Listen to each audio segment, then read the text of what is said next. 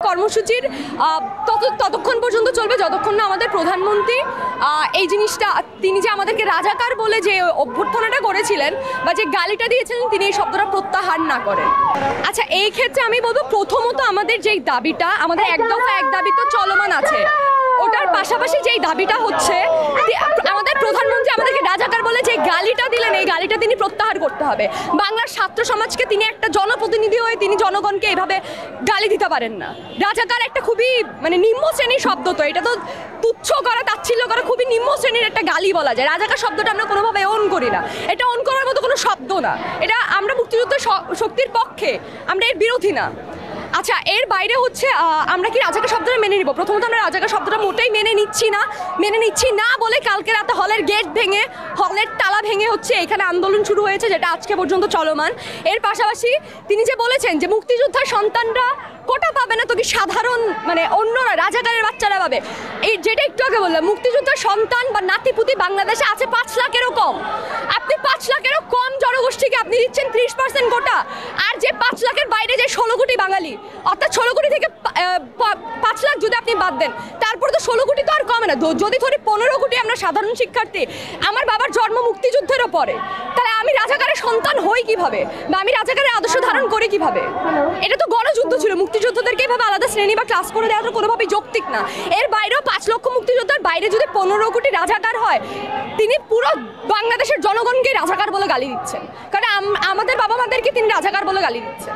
আমাদের এই এক দফা এক দাবির সাথে এখন আমরা এই জিনিসটা নিয়েও কথা বলতে চাই, বা আমাদের কর্মসূচি এইটা একটা অংশ যে আমাদের এই যে তিনি যে আমাদেরকে রাজাকার বলে যে গালিটা দিলেন, রাজাকার শব্দটা তো ভালো শব্দ না, এটা তো একটা খুবই রাজাকার কারা ছিল, আলবদর কারা ছিল, আল শামস কারা ছিল, এইসব ইতিহাস তো আমরা জানি।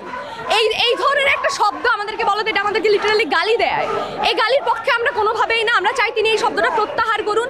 বাংলার ছাত্র সমাজকে, বাংলার সাধারণ জনগণকে তিনি যে গালিটা দিয়েছেন, শুধু আমাদেরকে না, যারা সরাসরি মুক্তিযোদ্ধা, আমি অনেকজনকে দেখেছি যারা আন্দোলনে এসেছেন, যারা আসলে মুক্তিযোদ্ধা নিজেই, মুক্তিযোদ্ধাদের সন্তান। আমার অনেক ক্লাসমেট আছে যারা মুক্তিযোদ্ধার সন্তান বা নাতিপুতি, তারাও আমাদের আন্দোলনে সমর্থন জানাচ্ছে। তিনি তাদেরও মুক্তিযোদ্ধা হওয়ার ওই গৌরবকে তিনি অস্বীকার করে তাদেরকেও রাজাকার বলে গালি দিচ্ছেন, যে জিনিসটা কোনোভাবেই যৌক্তিক না এবং বাংলার জনসমাজের জন্য অপমানজনক, এবং এটার জন্য তিনি খুবই ন্যাক্কারজনক কাজ করেছেন। আচ্ছা, আমরা বারবার দেখি যে যখনই এই ধরনের একটা আন্দোলন হয়, নানা ধরনের ট্যাগ দেওয়া হয়।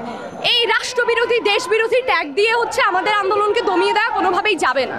আমাদেরকে রাষ্ট্রবিরোধী বললেই তো আমরা রাষ্ট্রবিরোধী হয়ে যাচ্ছি না। বাংলার এখানে যে এইসব 20-30 হাজার ছেলেমেয়েরা, ছাত্র সমাজ, বাংলার এই যে আপামর রিক্সাওয়ালা থেকে ধরে দোকানদার, সবাই আমাদেরকে যে সাপোর্টটা দিচ্ছে, আমরা জনগণের কাছ থেকে যে সাপোর্টটা পাচ্ছি, এই জিনিসটা তো আমাদের সরকারের বা রাষ্ট্রপ্রধানদের বোঝা উচিত যে জনসমর্থনের বিরুদ্ধে, জনগণের চাহিদা, জনগণের প্রতিনিধি হয়ে তারা কিভাবে জনগণের বিরুদ্ধে গিয়ে কথা বলে, বাংলার ছাত্র সমাজের বিরুদ্ধে গিয়ে তারা কিভাবে কথা বলে। তারা যদি জনগণের প্রতিনিধি হয়ে থাকে আসলে, তাহলে তো তারা কখনো ছাত্র সমাজের, জনসমাজের বিরুদ্ধে যাওয়ার কখনোই কথা না। আচ্ছা, আপনার প্রশ্নটা খুবই যৌক্তিক এবং এটা আমাদের ছাত্র সমাজের বা সাধারণ জনগণের প্রত্যেকের একটা প্রশ্ন, যে 18 সালে একবার কোটা সংস্কার আন্দোলন হয়েছিল, এখন আবার 2024 এসে কোটা সংস্কার আন্দোলন হচ্ছে। এভাবে আন্দোলন কি আরো 2-4 বছর পর আবার হবে? এখন আমাদের এই যে নির্বাহী বিভাগ কিংবা আমাদের যেসব সরকারি প্রতিনিধি, তারা তো এই জিনিসটার একটা সুষ্ঠু পার্মানেন্ট কোনো সলিউশন দিচ্ছেন না। তারা এই জিনিসটাকে শুধু আজকে নয় কালকে, 1 মাস পরে কোর্ট রায় দিবে, আরো কয়দিন পরে দিবে, বা এই যে হাইকোর্টের রায় গিয়ে অন্যরকম হয়ে যায়, নির্বাহী বিভাগে সংসদে গিয়ে অন্যরকম হয়ে যায়। এভাবে তো এই জিনিসটা দোলা চালাটা কখনো শেষই হবে না। এই জন্যই আমরা চাচ্ছি নির্বাহী বিভাগ সংসদ একটা আইন পাস করার মাধ্যমে এটা একটা পার্মানেন্ট সলিউশন করুক, যেটা যাতে আমাদের পরবর্তীতে তাদের যখন হাইকোর্টে আবার রায় দিবে, হয়তো সেই রায় আমাদের পক্ষে আসবে না বা বিপক্ষে যাবে, বা আমাদের রায় পুরোপুরি আমাদের দফার সাথে পুরোপুরিভাবে মিলবে না, তখন যাতে এটা আমাদের আবার রাস্তায় নামতে না হয়। এই জন্যই আমরা চাচ্ছি যে এটা একটা সুষ্ঠু সমাধান হোক, এবং যাতে কোটা ব্যাপারটাই যাতে আর কখনো দ্বিতীয়বার আমাদের রাজপথে নামতে না হয়, যাতে দ্বিতীয়বার এটা নিয়ে আর কারো কথা না বলতে হয়।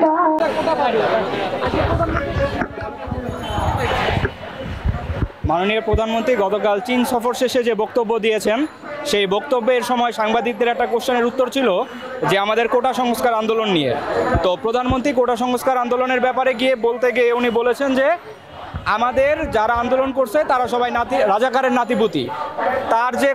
তার কথা তো ওইদিকে ইন্ডিকেট করে। আমরা কি রাজাকার? আমাদের বাবা কি রাজাকার? আমাদের বাবার জন্ম তো 72-এর পরে, 73-এর পরে। আমরা কিভাবে রাজাকার হলাম? আমরা যদি তখন মুক্তিযোদ্ধা পেতাম, আমরা যে মুক্তিযুদ্ধ করতাম না, আমরা যে দেশের জন্য রাস্তায় নামতাম না, নিজের প্রাণ দিতাম না, সে কথা তিনি কিভাবে জানেন? তিনি কিভাবে বলেন যে আমরা রাজাকার? যারা আন্দোলন করতেছে একটা ন্যায্য দাবিতে, পুরা সংবিধান অনুযায়ী একটা দাবিতে যারা আন্দোলন করতেছে, তাদের কিভাবে উনি এই ট্যাগ লাগায় দেয়? এই ট্যাগ লাগানোর বিষয় বলি, এই ট্যাগ লাগানোর রাজনীতি এটা বাংলাদেশের ইতিহাসে বহু আগে থেকে ছিল। এই ট্যাগ লাগায় আমাদের দমন করা যাবে না। আমরা সম্পূর্ণ ন্যায্য অধিকারের ভিত্তিতে, আমাদের দাবিতে, আমাদের রুটি রুজির দাবিতে, আমাদের চাকরির জন্য আমরা রাস্তায় নেমেছি। আমরা এই আন্দোলন শেষ করে তারপর ঘরে ফিরবো ইনশাল্লাহ। এইখানে ঢাকা বিশ্ববিদ্যালয়, 7 কলেজ, জগন্নাথ কলেজ, ঢাকার আশেপাশে যে শিক্ষা প্রতিষ্ঠান, তার অধিকাংশ ছেলে মেয়ে এখানে উপস্থিত আছে। এখন কি আপনি ঢালাওভাবে তাদের বলতে পারেন তারা সবাই রাজাকার, বা তারা সবাই রাজাকারের নাতি, রাজাকারের সন্তান সন্ততি? এটা আমাদের দেশের সাধারণ মানুষের দাবি, জনমানুষের দাবি, আমাদের সবার দাবি। আপনি একজন রিক্সা চালক, একজন সিএনজি চালক ভাইকে জিজ্ঞেস করেন, ওনারাও আমাদের সাথে আছে, ওনারাও বলতেছে এটা ন্যায্য দাবি। তো কে কি বললো, মন্ত্রী থেকে কে কি বললো, আরাফাত কে কি বললো, এটা আমরা গ্রাহ্য করি। আমরা জানি আমরা যে অধিকারের জন্য আন্দোলন করতেছি এটা ন্যায্য দাবি। ন্যায্য দাবির জন্য আমরা আন্দোলন করতেছি। আমাদের আন্দোলন আমরা করব এবং আমাদের আন্দোলনের ফল আমরা ঘরে নিয়ে যাব। আমরা যদি কোনো কিছু সংস্কার করতে চাই, একটা জায়গা থেকে শুরু করতে হয়। এখন আমরা তো এত কিছুর মধ্যে হাত দিতে পারবো না। আমরা আগে কোটা সংস্কারটা করি, তারপর যখন কোটা সংস্কার হবে, দেশের মানুষ যখন সচেতন হবে এবং মেধাবীরা যখন ওই জায়গায় পৌঁছাবে, তখন অটোমেটিক বাকি যে অনিয়মগুলো আছে সেটা অটোমেটিক শেষ হয়ে যাবে। দেখেন, সরকারের প্রত্যেকটা স্টেপেই আমাদের যেমন শুভাকাঙ্ক্ষী আছে, আমাদের সমালোচনা করার মানুষের অভাব নেই। তো কে কি বললো, ভাইবা বোর্ডে কি হলো, সেগুলো পরের বিষয়। আমরা আগে চাই যে আমাদের এই এখন পর্যন্ত যা দাবিটা আছে কোটা সংস্কারের দাবি, সেটা আমরা করব। আমরা প্রিলি দিব, আমরা ভাইবা দিব, আমরা রিটেন দিব, রিটেনের পর আমরা ভাইবাতে যাব, তখন দেখা যাবে। আগে আমরা আমাদের এই আন্দোলনটুকু সফল করি, তারপরের আন্দোলন ইনশাল্লাহ ধারাবাহিকভাবে সফল হবে। হচ্ছে এতদিন ধরে গত প্রায় 10-12 দিনের মতো এরকম হবে আমরা যে কোটা নিয়ে আন্দোলন করছি, সেটাও এখনও চলছে। আর যেহেতু আমাদের দাবি এখন পর্যন্ত মেনে নেওয়া হয়নি, তো পরবর্তীতেও এই কোটা নিয়ে আন্দোলন যে চলবে আমাদের দাবি না হওয়া পর্যন্ত, আদায় না হওয়া পর্যন্ত, এটা আর কি। আর হচ্ছে এর সাথে আরও কিছু অ্যাড হয়েছে, সেটা হচ্ছে গতকালকে প্রধানমন্ত্রী যে আমাদেরকে রাজাকার হিসেবে উল্লেখ করেছেন, যে আমরা রাজাকার, এরকম একটা তকমা আমাদেরকে জুড়ে দেওয়া হয়েছে। এটারই একটা আলাদা ক্ষোভ আপনারা এই হচ্ছে কোটা আন্দোলনের সাথে দেখতে পাচ্ছেন আর কি।